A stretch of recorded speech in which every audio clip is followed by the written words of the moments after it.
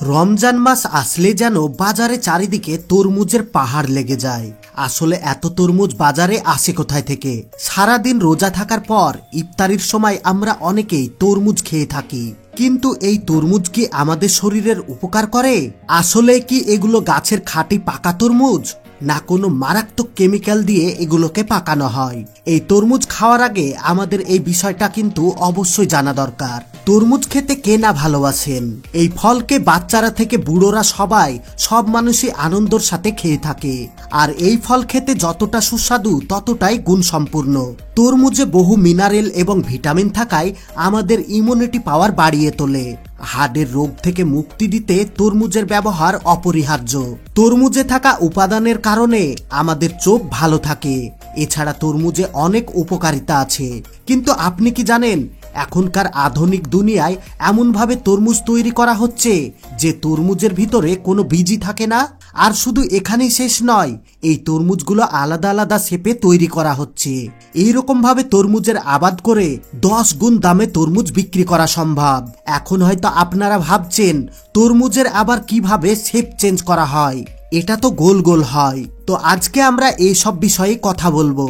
আর একটা বিষয় আপনাদের জেনে রাখা দরকার, আলাদা আলাদা আকারের তরমুজ আবার আলাদা আলাদা মূল্য হয়ে থাকে। এক একটার মূল্য 10 থেকে 15,000 টাকা। তো বন্ধুরা, ভিডিওটি একদম শেষ পর্যন্ত দেখবেন, কারণ আজকের ভিডিও অনেক ইন্টারেস্টিং হতে চলেছে। তো বেশি কথা না বাড়িয়ে চলুন শুরু করা যাক। আর হ্যাঁ, এর সাথে এটাও দেখাবো কিভাবে তরমুজের জুস তৈরি করে মার্কেটে বিক্রি করা হচ্ছে প্যাকিং করে। এবং রমজান মাসে এত তরমুজ কোথায় থেকে আসছে? সেগুলো কি সত্যি পাকা, না এগুলোকে কোনো কেমিক্যাল দিয়ে পাকানো হচ্ছে, যেগুলো আবার অনেক বেশি ডিমান্ড? তো চলুন শুরু করা যাক। ভালো কোয়ালিটির তরমুজ গাছ পাওয়ার জন্য সর্বপ্রথমে তরমুজের বীজকে গ্রিন হাউসে লাগানো হয়। এই চারাগুলোকে অনেক উন্নতি প্রযুক্তিতে তৈরি করা হয়। কিছুদিন পর যখন সেখান থেকে ছোট ছোট চারা বেরিয়ে আসে, ওই চারাগুলোকে এক একটা করে তুলে ছোট ছোট প্লাস্টিকের পাত্রে লাগিয়ে দেওয়া হয়।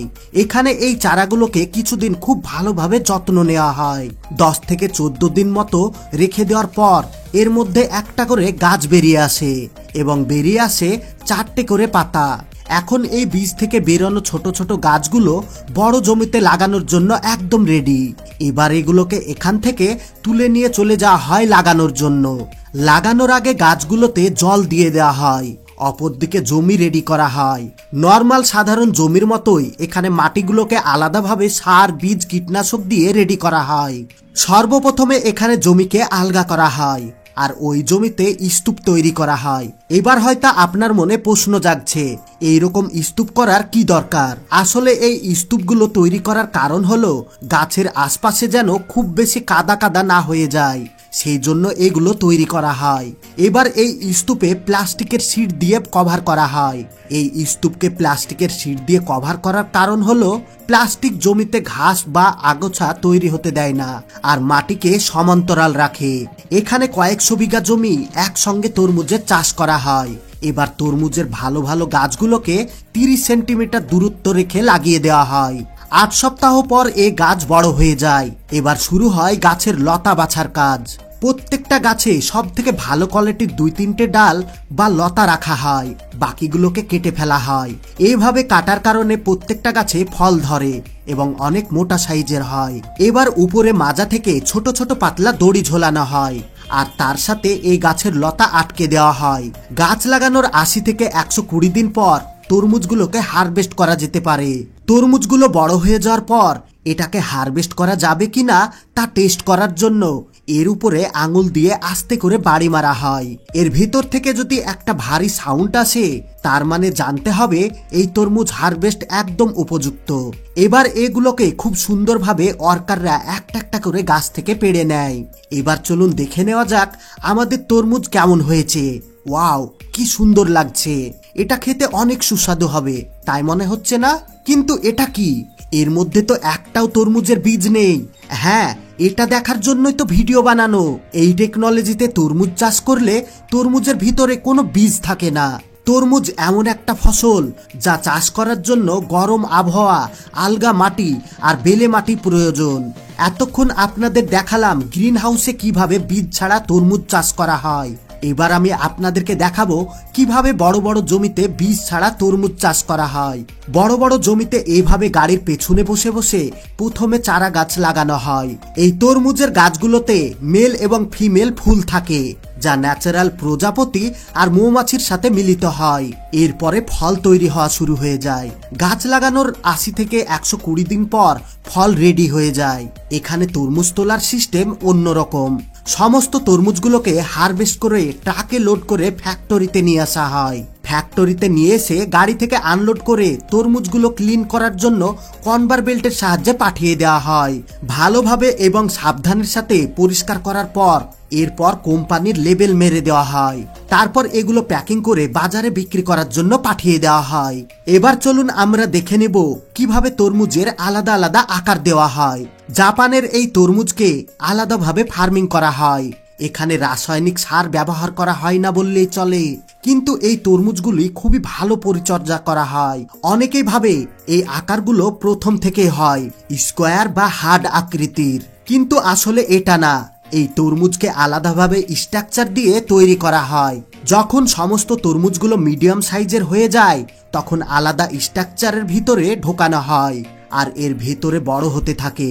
যখন তরমুজ বড় হয় তখন প্রেসার চাপের কারণে এগুলো আকার চেঞ্জ হয়ে যায় এবং এইরকম শেপ আকৃতির হয়ে যায়।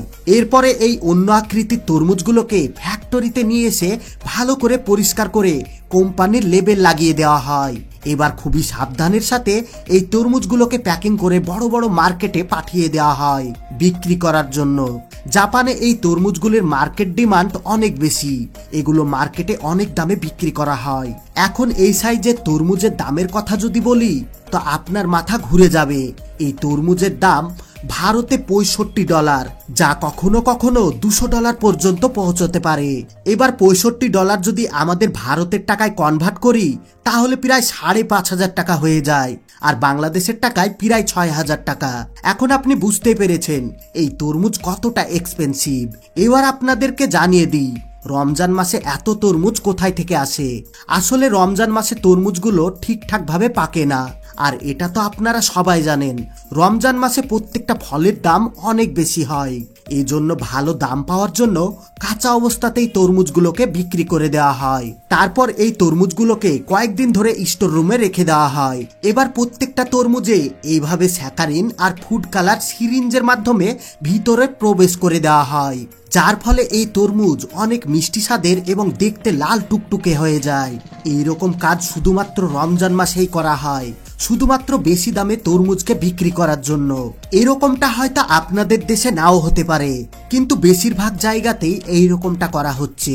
এই জন্য তরমুজ কেনার সময় অবশ্যই দেখে শুনে কিনে খাবেন। এবার আপনাদেরকে দেখাবো কিভাবে তরমুজের জুস ম্যানুফ্যাকচারিং করে মার্কেটে বিক্রি করার জন্য পাঠানো হয়। তরমুজের জুস খাওয়া আমাদের শরীরের পক্ষে খুবই উপকারী।